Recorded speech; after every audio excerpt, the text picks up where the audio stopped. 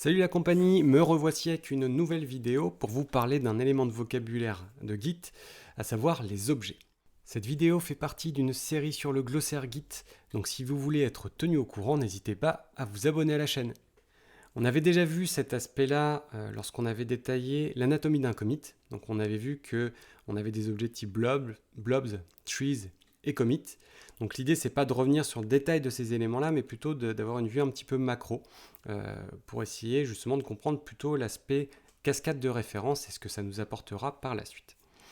Donc juste pour résumer ce qu'on avait vu dans l'article sur l'anatomie d'un commit, donc les objets Git sont définis par leur contenu. On dit qu'ils sont adressables par leur contenu, c'est-à-dire que on prend un contenu, on le passe à Git, il nous ressort un identifiant unique. On modifie ce fichier, on le repasse à Git, on obtient un nouvel identifiant, puisque le contenu a changé. Si je remets le fichier à son identifiant initial, que je le rajoute à nouveau à Git, il va me retourner l'identifiant initial. Donc je retrouve mon objet précédent, il n'a pas besoin de recréer un nouveau, il va pouvoir réutiliser l'ancien. Donc ça, c'est la base. Ensuite, on avait cette notion de cascade. Donc là, moi qui m'intéresse, c'est la dépendance que les objets vont avoir les uns avec les autres. Donc on a l'objet de type blobs qui est au plus bas niveau. Cet objet, donc, lui, représente un fichier pour nous.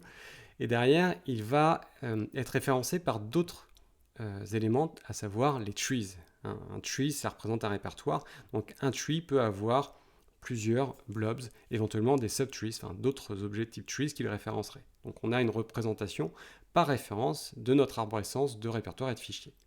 Par-dessus tout ça, on va avoir les objets de type commit, ou commitish pour prendre un peu plus large. Un objet commit, donc outre les métadonnées qu'il embarque, il va avoir une référence sur le répertoire de premier niveau. Toujours notre premier répertoire, qui lui référencera ses sous-répertoires éventuels et ses blobs. Quand on a tout ça, donc on a déjà une première cascade de références sur ces trois niveaux initiaux d'objets. Et ensuite, on a, pour ce qui est des commits, des références des commits entre eux. C'est-à-dire qu'un commit, lorsqu'on crée un commit, il va regarder où on est. Et si on était déjà sur un commit, c'est-à-dire que si on n'est pas sur le démarrage du projet, il va référencer le commit sur lequel on se situait comme étant son parent. Et ainsi de suite. C'est comme ça qu'on va construire cet historique.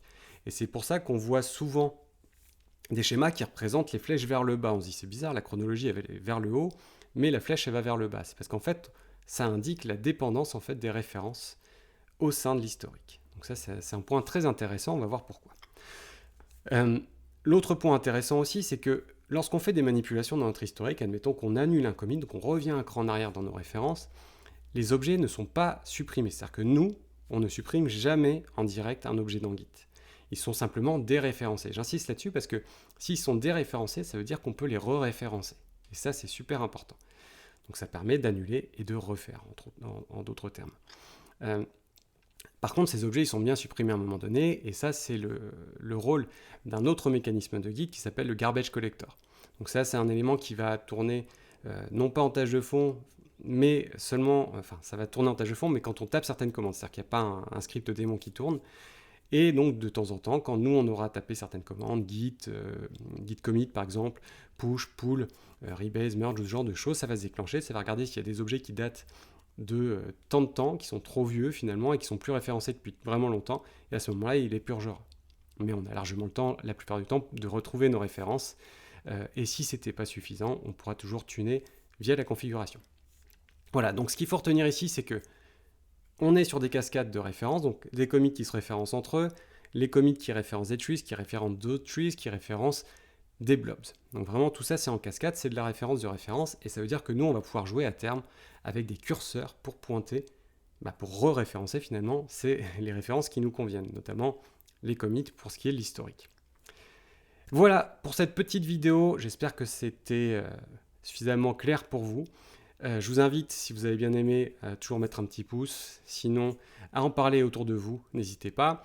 À vous abonner à la newsletter ou à la chaîne YouTube si ce n'est pas déjà fait. Et puis, je vous dis à très bientôt.